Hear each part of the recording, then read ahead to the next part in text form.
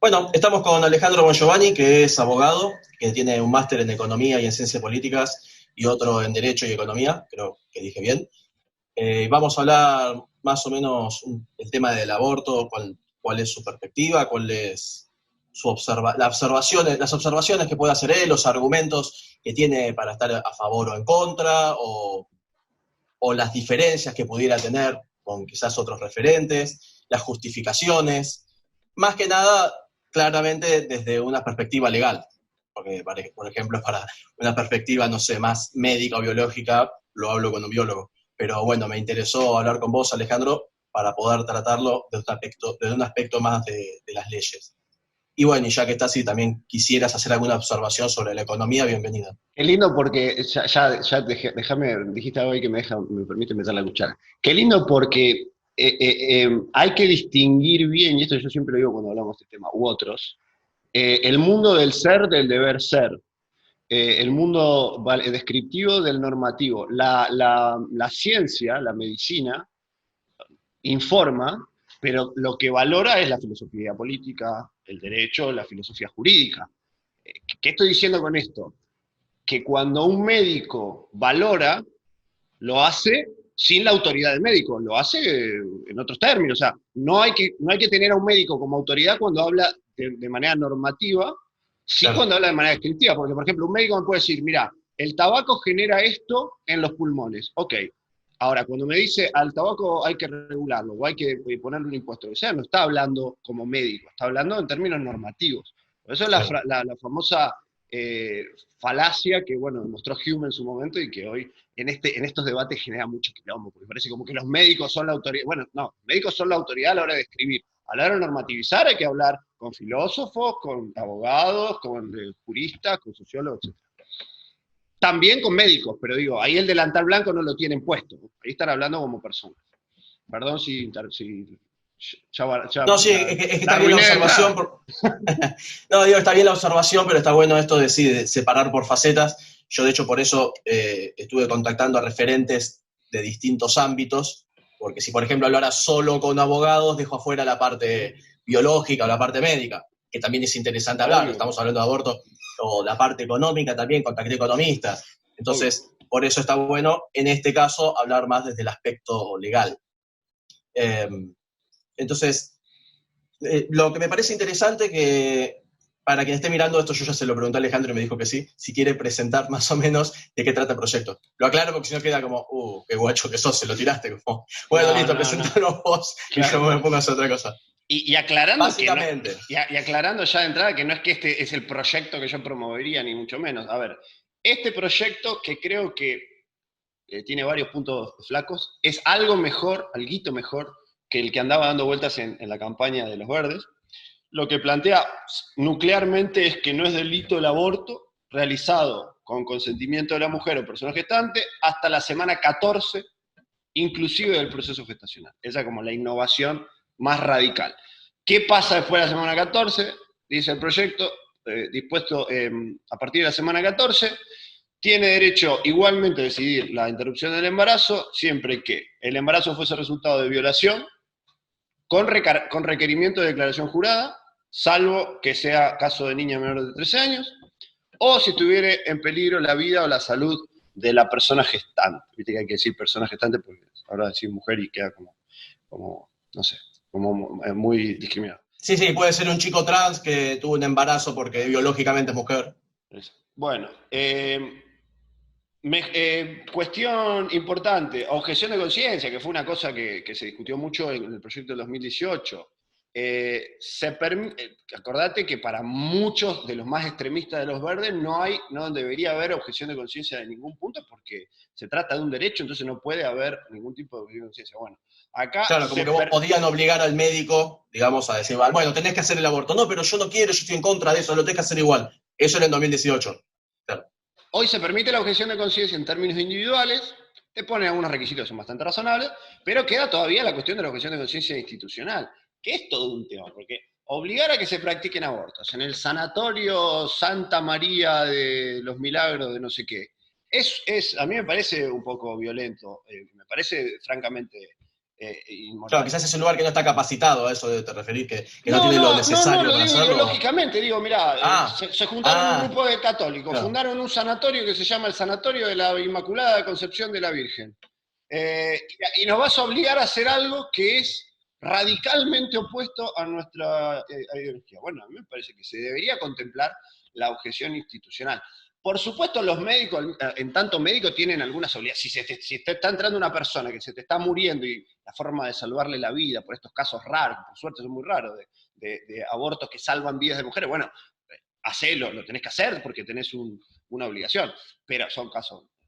No, es que en ese caso decís, no, pero ¿qué vas a matar el feto? Y si no muere la madre. Bueno, Así bueno. que, sí. Entonces, esas serían las innovaciones más importantes. Por supuesto, está todo incluido en el programa médico, en el PMO, que no sé si la gente sabe qué es el PMO, pero es el programa médico obligatorio, que es el piso de las cosas que se le obligan a hacer a todas las obras sociales, cosas que también podríamos discutir mucho, incluso Sí, yo discutirlo trabajé en fuera. una obra social, así que conozco el PMO perfectamente. Perfecto. Mi papá laburaba en una obra social en el 2002 cuando se puso el PMO, llegó llorando a mi casa diciendo con esto nos van a fundir a todos.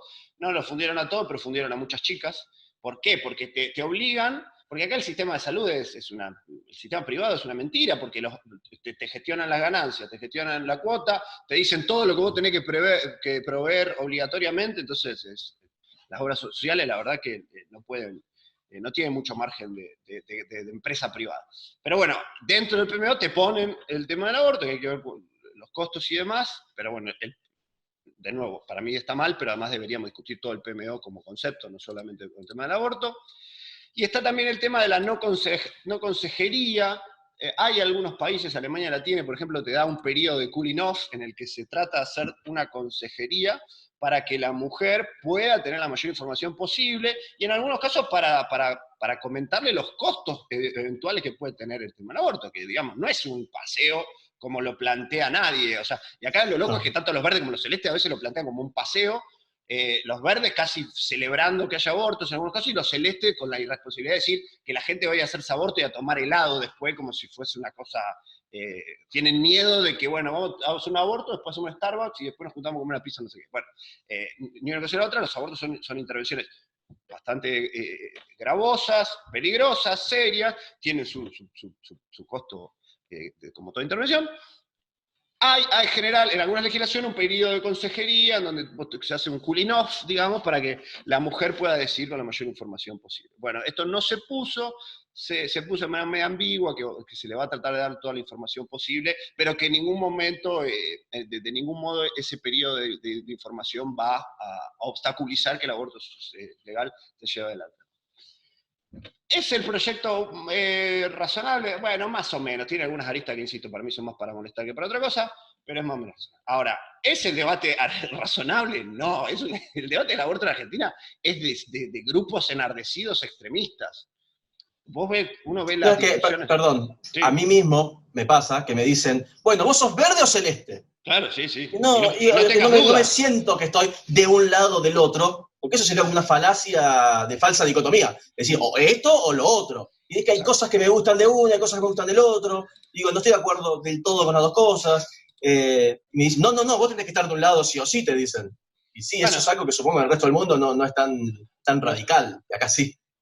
es radical en algunos lados, según, bueno, si tiene una tradición muy católica o no, lo que sea, pero en ningún lugar, o sea, nosotros estamos discutiendo esto como la política pública es surreal. O sea, en una Argentina que está viviendo lo que está viviendo es surreal, y yo creo que mucha gente rechaza la medida, ya no por la medida en sí, sino por decir, macho, ¿qué hacemos que estamos discutiendo esto habiendo otros problemas?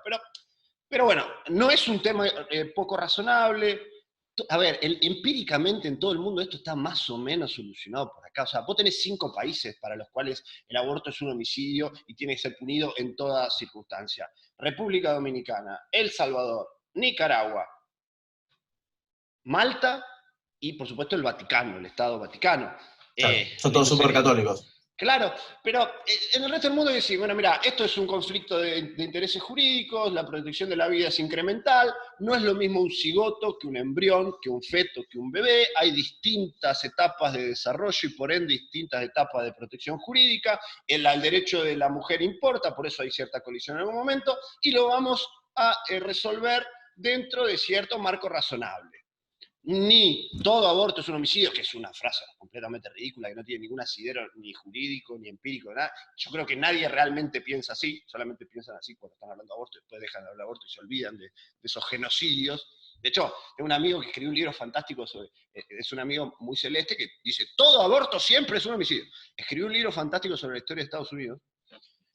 No vas a decir el nombre de su amigo, ¿no? No, no lo voy a decir. Pues yo está por quemar. No lo voy a decir. Y en ningún momento menciona a Roe versus Wade, que fue el fallo de los 70 que permitió la legalización del aborto en la Corte. Y digo, loco, no lo pusiste en ningún momento. Y para vos esto es un genocidio. Entonces, ¿cómo puede ser que se saltó un genocidio de la historia de Estados Unidos? Claro. No existe, nadie piensa que el ministro de Salud de Nueva Zelanda, o de Canadá, o de Italia, es un genocida.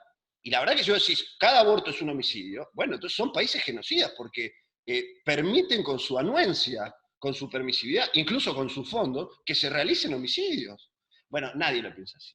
Pero queda bien decirlo así, como queda bien del otro lado, de la izquierda, que tiene una creatividad numérica para inventarse números como los 450.000 abortos en Argentina, que es un número tan falaz como los 30.000 desaparecidos, digamos. Son números que tiran al azar, que de hecho los refutan sus números postulados, porque vos tenés 43 mujeres murieron de abortos clandestinos. Yo no estoy diciendo que sea poco, mucho, no importa. Claro, y si fueran 500.000 abortos, decís, entonces no es inseguro, decís. Claro, no es inseguro. Ahora vamos a decir, bueno, ok, hay una cifra negra de abortos. Ok, puede haber una cifra negra, pero ¿cuánto es la cifra negra? Entonces, claro, ¿qué son? Entonces otros 500.000. Hay 1.000.000 de abortos. Bueno, claro. Entonces, claro. Pero por eso es todo así, todo irracional. Vos ves los argumentos predominantes y son irracionales. Vos no podés hablar porque vos no sos mujer. Bueno, eso es una falacia. No podés. Sí. O sea, estoy hablando de los después de los celestes de nuevo. Esto es una cuestión socioeconómica de la gente rica contra la gente pobre. También es una falacia. O sea, los abortos clandestinos con aguja de tejer pasan, digamos, eso se lo pueden preguntar a Ricardo Rojas, el juez amigo con el que estuvimos hablando antes. Entonces digo, una cosa razonable a mí me parece razonable, un periodo, 14 semanas, se podría discutir, hay otros donde son 12, pero bueno, se puede discutir eso, en donde la no punibilidad no necesita causa, y después tenés las mismas causas razonables que están en todo el mundo. Ahora, dicho ya paso, el aborto existen abortos legales en Argentina desde el Código Penal de 1922, en realidad de 1921, promulgado en 1921, entró en vigencia en 1921. O sea, hoy el que te dice el aborto es un homicidio y no debería existir, no es conservador. ¿Qué quiere conservar? Si lo que estás conservando en realidad es la tradición de 100 años de que existen abortos no punibles. Al contrario, sos revolucionario. Hoy un tipo que te viene a decir todo aborto es un homicidio y no deberían permitirse ningún tipo de aborto es un revolucionario. La tradición, 100 años estamos hablando, muchachos. 100, no 50, no 20. No estaba Perón en el poder, ¿me explico? No había estado. Sí, Perón tenía 20 años. Claro, entonces, y ahí ya había abortos no punibles. Entonces, si queremos conservar una tradición jurídica, bueno, podríamos mantener esta ley. La ley actual, que a mí no me parece. Perdón. Sí, perdón. No, te interrumpo y te pregunto desde la ignorancia. Cuando te referís a que es no punible desde hace 100 años, ¿decís en casos de violaciones? En 3 casos, claro, sí. Que existan, bueno, pero de nuevo, por eso podemos discutir en los matices, pero el argumento, todo aborto es un homicidio, igual que un homicidio. Mira, macho, no. Primero son dos figuras jurídicas distintas, con 2 escalas penales muy distintas y muy diferentes. Segunda, el homicidio tiene tentativa. El aborto no tiene tentativa, no existe la tentativa de aborto como acto tipificado, como conducta tipificada. Y después está este tema, que es muy urticante, pero que es el fondo de cosas. ¿Qué queremos con el tema del aborto? O sea, ¿queremos perseguir la conducta? Porque esa es la pregunta. ¿Queremos criminalizar la conducta o no? Empíricamente hemos demostrado que no queremos criminalizar la conducta. O sea, hay casi muy pocas mujeres que sean denunciadas, muy pocas que sean imputadas, y casi ninguna que sea condenada. Entonces, y esto te lo dicen los propios celestes. Vos le preguntás después, cuando apagás el micrófono, y decís, che, pero vos querés que vayan presas las médicas. Como yo no voy a querer que vayan presas. Ahora, no, que vayan presos los médicos. Decís, pero eso es incoherente. Eso es decir, que va preso el sicario, pero no el que le paga. O sea, Charles Manson tendría que estar libre, porque él no mató a nadie, básicamente. Porque él mandó a matar, claro. Claro. Entonces, ¿cuál es el punto? Es que queremos usar el derecho penal como un símbolo, como una acción simbólica. Y el derecho penal no está para eso. Y no está, y esto hay que decírselo también a la gente religiosa, que tiene todo su derecho a sentir que el aborto es un acto criminal dentro de su visión religiosa, y que la despenalización no tiene por qué cambiar su visión de la moralidad del asunto. Si vos crees que el aborto es inmoral, lo tenés que poder seguir creyendo, pero hay conductas que son inmorales y son legales, y hay conductas que son legales y son inmorales. Siempre pongo el mismo ejemplo soquete. Si cualquiera sale acá a la calle y hay gente con hambre en las veredas. Si yo voy me compro un Big Mac y me siento al lado de uno de estos nenitos que pasan hambre y me puedo comer el Big Mac en silencio, eso es un acto inmoral, pero no es un acto ilegal. Y está bien que sea un acto inmoral y no estaría bien que sea un acto ilegal. Es una hijeputez, pero no merezco una pena. Si yo saco fotocopia de un libro para estudiar, estoy cometiendo un acto ilegal, contrario a derecho. Ahora, nadie lo considera un acto inmoral, porque nadie piensa que sacar fotocopia de un libro es un acto inmoral. Ahora, estos ejemplos ya los tenías pensados, ¿no? Porque son excelentes. No, sí, es que, bueno... No sé si te acaban de ocurrir como... No, doy clase de introducción al derecho, doy clase de introducción al derecho y esto lo usamos muy seguido. Pero, entonces, acá la pregunta no es si el aborto es inmoral o no, y en eso no se van a poner de acuerdo nunca, nadie, en ningún lugar del mundo, y está bien que no se pongan de acuerdo. Al final del día esto depende de una cuestión ontológica, como dice Zanotti, con quien nunca me voy a poner de acuerdo en este tema, pero, y nunca la gente se va a poner de acuerdo en cuestiones tan caras como la ontología. La cuestión es si queremos que sea la conducta penal tipificada dentro del Código Penal y criminalizada o no. Ahora, si la vamos a perseguir, muchachos, persigámosla. No hay nada más sencillo que agarrar el registro de todas las mujeres que entran a las instituciones hospitalarias con abortos espontáneos o sangrados y hacer lo mismo que cuando entra un tipo con un disparo de bala. Claro. Le tenés que poner un policía al lado y tiene que probarte qué pasó. Y a la mujer que entra con un aborto espontáneo, vos la tendrías que tener como sospechosa hasta que pruebe que fue espontáneo. Si realmente vos querés criminalizar la conducta. Pero no queremos criminalizar la conducta. Entonces la pregunta es, ¿para qué diablos lo tenemos en el Código Penal? Bueno, lo tenemos en el Código Penal porque pensamos que el Código Penal es la vara de moral. Y no es la vara de moral, es la vara del Código Penal. Entonces, seguir pensando que los abortos están mal, hacer campaña para que la gente no aborte, bueno, yo diría, enseñar educación sexual también para que las nenitas y los nenitos tengan sexo un poco más responsable, pero eso va de suyo que lo haga cada familia. Bueno, y listo. Ahora, sacarlo del Código Penal. Ya, te pongo un ejemplo personal de algo que estabas diciendo recién, del tema de la educación sexual. A mí me pasó que en 2007, yo tengo 30 años, en 2007 estaba en el último año de la secundaria, lo que antes era tercero de polimodal. Y vinieron a darnos clases de educación sexual, vino un médico y un par sé que el tipo era médico, las chicas no sé, y nos dijeron que uno de los métodos seguros de anticoncepción era lo que se le dice así, mal dice así, los días seguros. Como bueno, después de que se va el periodo, y nos decían 5 o 6 días seguros, que no es necesario usar protección. Y después, en realidad no es así. Después como que me enteré y leí, y digo, pará, esto no es así. Y me lo enseñaron en la escuela. Vino un médico del Estado, vino un tipo a enseñarnos eso y todos como, qué bueno, listo, lo voy a tener en cuenta. Y no, me enseñaron mal. Augusto, la sacaste barata en enterarte que no era así leyéndolo. Te podrías haber enterado que no era así de una manera mucho más, como le ha pasado a tantos. Traumática. Y hay gente que piensa que, depende también del nivel sociocultural y socioeconómico. Sí, que el semen preeyaculatorio no puede embarazar. De gente que pensaba que si se lava bien, inmediatamente después del sexo la mujer no queda embarazada. Mujeres, yo te digo que tengo amigos que hacen trabajo social.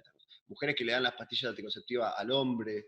Mujeres que se toman todas las pastillas anticonceptivas juntas. O sea, hay un desconocimiento terrible. Yo fui a una escuela católica. Resonete que me ría, pero como lo decís. No, es gracioso. Yo iba a una escuela católica, muy buena, muy copada. Hijas de Cristo Rey, Villa Constitución, escuela de monjas, que era de mujeres y se abrió a hombres porque no le faltaba gente. Sí, pasó en muchos lugares. Los 10 hombres que estábamos ahí estábamos todos contentísimos porque nos sentíamos, era hermoso. Ahora, a nosotros nos fue a dar educación sexual 2 padres, la madre de una compañera, el padre de un compañero, y nos mostraron cómo se ponía un preservativo con una monja al lado. Por supuesto, la monja no miraba extrañada, pero digo, y era una escuela católica. Con esto no estoy diciendo lo que tienen que hacer las escuelas. Las escuelas que hagan lo que se les cante, las escuelas privadas, y la escuela católica te quiere decir, mirá, el método anticonceptivo es la abstención hasta el matrimonio, que te lo diga, está en todo su derecho. Ahora, yo por supuesto preferiría algo un poco más moderno. Sí, un poco más moderno, porque, bueno, lamentablemente para esta visión, la gente va a seguir teniendo sexo, digamos, qué sé yo. Es medio difícil de Claro. tomar el impulso. También hay un tema que me quedó pendiente, no quería interrumpirte, cuando me estabas hablando del tema de que está despenalizado el aborto cuando se trata de violaciones. Y el tema es que si ahí se considera siempre que un aborto es un homicidio, entonces, ¿por qué a un inocente, que en este caso sería la persona en formación, según la visión celeste, digamos, habría que asesinarlo?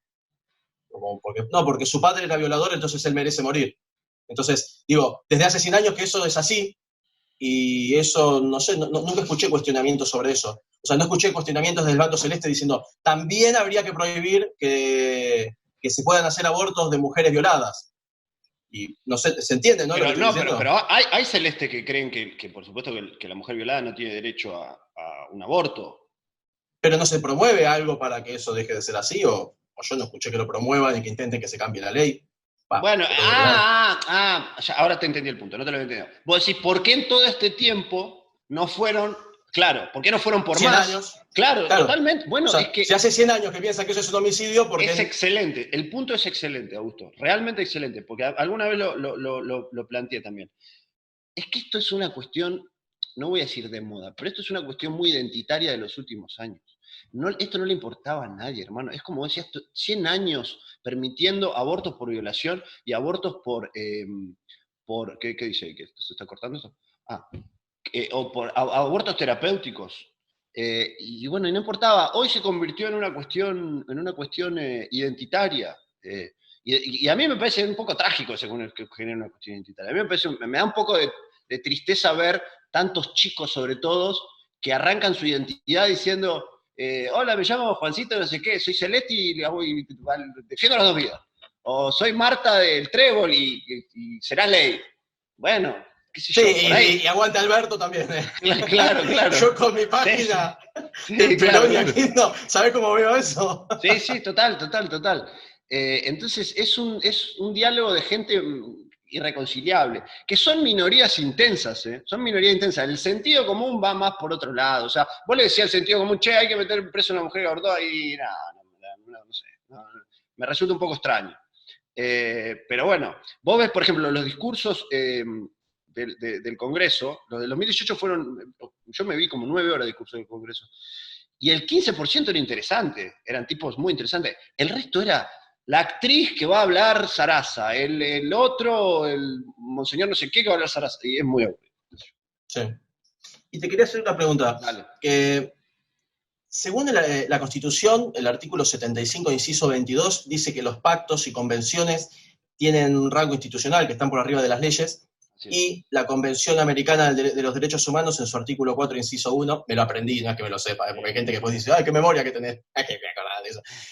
Dice que hay que respetar el derecho a la vida y que se considera que la vida empieza desde la concepción. Esto lo dice la Convención Americana de Derechos Humanos, y como digo, la Constitución Nacional... Sí. Ahí está. Y la Constitución dice que eso está por arriba de una ley. Exacto. Entonces, si saliera si se sancionara una ley permitiendo el aborto, como el proyecto que está vigente, ¿no habría que reformar la Constitución o algo? No. ¿O cómo? No, ese es un argumento que cuando viene de juristas me parece raro, porque el Pacto de San José dice, toda persona tiene derecho a que se respete su vida, este derecho está protegido por la ley y en general, lo pusieron entre comas, a partir del momento de su concepción. Y vos decís, bueno, Alejandro, está bien, y en general, bueno, Alejandro, dale, vos querés interpretar ese, y en general, dale, sos un tramposo. No, macho, mirá el diario de las sesiones de la convención y expresamente dijeron, vamos a poner, y en general, para permitir una potencial legalización del aborto. Lo dijeron los convencionales, no es que me lo estoy inventando. Entonces, ¿por qué pusieron y en general? Porque y en general te permite que pueda o no pueda, o sea, sí. Y después, cuando vos adherís al tratado, Argentina, por ejemplo, cuando adhiere a la Convención de los Derechos del Niño, ¿cómo se ratifica un tratado? Por una ley. En esa ley, Argentina, por ejemplo, pone que la vida comienza con la concepción. ¿no? Cuando la Convención de los Derechos del Niño no dice cuándo empieza el niño, sino que dice que se termina a los 18 años. Ahora, eso es ley común. Esa no es la ley que tiene esa supremacía constitucional de la que vos hablaste. Esa ley común se puede reemplazar con otra ley común. Por ejemplo, esta ley del aborto. Entonces no hay ningún tipo... Pero a mayor prueba, porque vos decís, bueno, está bien, Alejandro, pero esa es tu interpretación. Ok, pero la propia Convención Interamericana de los Derechos Humanos le está reclamando a Argentina hace muchos años, por ejemplo, que despenalice el aborto a mujeres entre 16 y 18 años, porque considera que al no estar despenalizado, está violando derechos del niño. Entonces digo, la propia Convención Interamericana de Derechos Humanos te está diciendo, bueno, Alejandro, pero no me alcanza. Bueno, ok, tenés el fallo de la Corte Suprema, el fallo FAL, que te está diciendo que no hay ninguna disonancia constitucional que vuelva inconstitucional la norma de aborto. Ninguna. Entonces vos decís, ok, listo. Ya, bueno, y si la Corte Suprema lo está, son bueno, precisamente claro, los que analizan, digamos. Si bueno, son los guardianes últimos de lo constitucional. Son los guardianes últimos. Por supuesto, son personas, y no está mal que haya juristas celestes que quieran tratar de hacer predominar otra interpretación. Todo es discutible, no hay un cerrojo. Ahora, no hay argumentos jurídicos para decir que esto es inconstitucional. De nuevo, podés decir que es inmoral, podés decir lo que quieras. Que es inconstitucional, no hay argumentos jurídicos. Es muy claro, estamos hablando de la Corte Suprema, estamos hablando de la Corte Interamericana de Derechos Humanos, estamos hablando de lo propio que dijeron en la Convención, en el Pacto de San José, digamos. Es muy evidente. Hay una puntualización que quería consultarte entonces, que si dicen que es así en general y está hecho entonces para que las naciones puedan elegirlo, si es así o no, si se considera desde la concepción o no, entonces ¿para qué lo aclaran? Es desde la concepción, ¿por qué lo dicen si es que en realidad se puede elegir? Bueno, eran las discusiones de ese momento, esto no era un tema, no era el tema, como decir, bueno, toda persona tiene derecho a que se respete su vida. Este derecho está protegido por la ley en general a partir del momento de la concepción. ¿Uno qué piensa? ¿Todo era el tema aborto? No, hay otros derechos. Por ejemplo, no sé, pensiones, subsidios. Sí, no ser torturados, cosas también muy básicas. Herencia, qué sé yo. Para el Código Civil, si nacés sin vida, nunca transmitiste Nunca viviste, nunca exististe. Claro, pero ¿en qué tiene sentido esto? Vos imagínate. Si no te dan un DNI, por ejemplo, un número de DNI sí, y murió. No, pero pensalo en algo patrimonial. Vos pudiste convertirte en heredero y al mismo tiempo heredar. Nace un bebé, muere al minuto. Ese bebé pudo haber adquirido herencia y transmitírsela a su heredero, que pudo haber sido el padre, la madre o el que sea, o el hermano. Ahora, si nació sin vida, o sea, nunca transmitió derechos hereditarios, por ejemplo. Si vivió un minuto, sí. Sí, exacto. Mira. Exacto. Está bueno para una novela. Para el derecho civil se considera que no exististe, digamos. Bueno, por eso. Sí, eso como uno de esos agujeros legales es muy específicos. Claro, cuando el Pacto de San José estaba planteando esto, cada vez que uno ve concepción piensa que lo único que importa es el aborto. No, hay un montón de cuestiones que importan. Claro. Y acá también hay otra cuestión muy importante a subrayar. Cuando vos estás hablando de los derechos o no derechos, de nuevo, hay que distinguir de cigoto, de embrión, de feto y de bebé, por supuesto. Pero cuando vos estás, por ejemplo, hablando de los derechos del feto, estás hablando de los derechos del feto y el conflicto respecto de la madre. Ahora, ¿por qué? Porque ahí tiene un conflicto jurídico. Porque para bien o para mal, el feto está dentro de la mujer. Si fuéramos hipocampos, estaríamos hablando de que está dentro del hombre, pero somos del macho, pero somos Homo sapiens. Bueno, ahora, esto no implica que no tenga derecho respecto de terceros. O sea, yo no puedo dañar un feto, yo como hombre tercero, no puedo dañar un feto de una mujer embarazada y suponer que ahí no va a haber vulneración de derechos incluso al feto. Por eso existe, por ejemplo, el agravante por homicidio cuando se mata una embarazada. Claro. Por eso el aborto es muy especial porque implica y por eso nos pone tan nerviosos, porque implica un conflicto de intereses jurídicos, de dos cosas que queremos proteger. La protección incremental de la vida, que de nuevo es incremental, no es lo mismo un óvulo fecundado que un bebé, no es lo mismo, es un acto de realismo mágico decir que es lo mismo. Dicho sea paso, yo tengo una amiga que nació en fertilización in vitro, ¿no? A la madre le implantaron 3 óvulos fecundados. Bueno, los otros 2 se los absorbió, los absorbió ella que nació, y no los mató. Comió personas, comió Claro. 2 personas. Bueno, hay una enorme cantidad de óvulos fecundados que se pierden en un proceso natural en el cuerpo de la mujer. Y hay otros que se pierden, por ejemplo, en la fertilización in vitro. Nadie piensa que hay seres humanos congelados ahí en los congeladores de la fertilización in vitro. Nadie con realismo puede pensar eso. Esto es imaginación, o es mentira, o es hipocresía, que bueno, como el aborto también es una escalera política, y esto también da para hablar mucho, una linda escalera política. O sea, gracias al aborto tenés insolventes en el... A ver, Ofelia Fernández está ahí por el aborto, y Celeste también hay, y los que no entraron quieren entrar. Entonces, sí, con esta cosa identitaria, enardezco las pasiones, tiro 3 frases hechas, hago que todo el mundo se indigne, digo esto como dijiste al principio, convierto a la gente en o celeste o verde, y bueno, si todo el mundo es celeste o verde, los que representemos a los celestes o a los verdes vamos a tener chance de entrar al Congreso. Claro. Me callo, ya hablé mucho. Bueno, no, es que en realidad no había mucho más.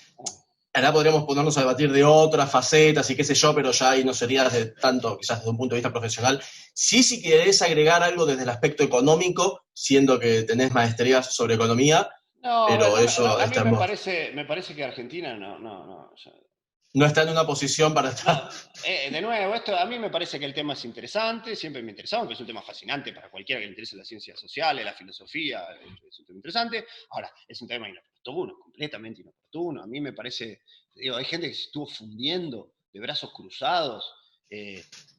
Sí, pobreza 44%, desempleo 13, 14 y estamos hablando de... Poner esto en la mesa como que ese el tema muestra la disociación entre la política y la gente. O sea, el tipo que se acaba de fundir, el tipo que la gente que fue, esa gente pobre que vos ves en la cifra, es gente que ayer no era pobre y hoy es pobre, es gente que hacía por ahí 4 comidas, 3 comidas y hoy hace 1 o 2. Entonces, pero va a poder abortar si se aprueba esto. Bueno, que se discuta, y acá de nuevo ni celeste ni verde, pero que esto se discuta como que es la cuestión, que estén los verdes contentísimos haciendo como vigilias, como pensando que esto va a ser una panacea, o estén los celestes, como le pasa a amigos míos que son diputados, le estén yendo a escrachar a la puerta, mandándole 450 mails como que los van a ir a buscar. Entonces yo decía, ¿pero qué les pasa, gente?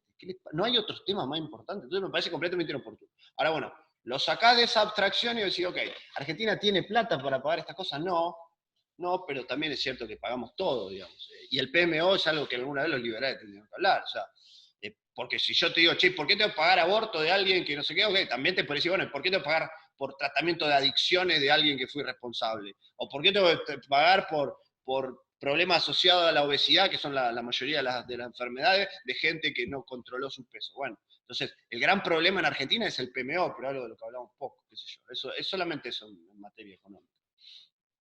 Bueno, me diste idea para un video. Ahí está. Ponete a buscar las cosas que tenés que pagar en el PMO. Son una cosa impresionante. Por la O, de obligatorio. Claro. Te obligo como Estado a cubrir eso. Pero además, ¿sabes qué? Y esto también es trágico, porque bueno, esto por ahí. Eso como todo, lo aplauden las grandes. ¿Y por qué? Porque funda a las chiquitas. Lo aplauden a las grandes porque funda a las chiquitas. Entonces, nada, el sistema de salud argentino es cualquier cosa. Pero bueno, eso da para otro video. Bueno, te agradezco entonces el contacto. Y no, gracias a vos. Me pareció una charla interesante. Bueno, me alegro. Te mando un fuerte abrazo, Augusto. Dale, otro.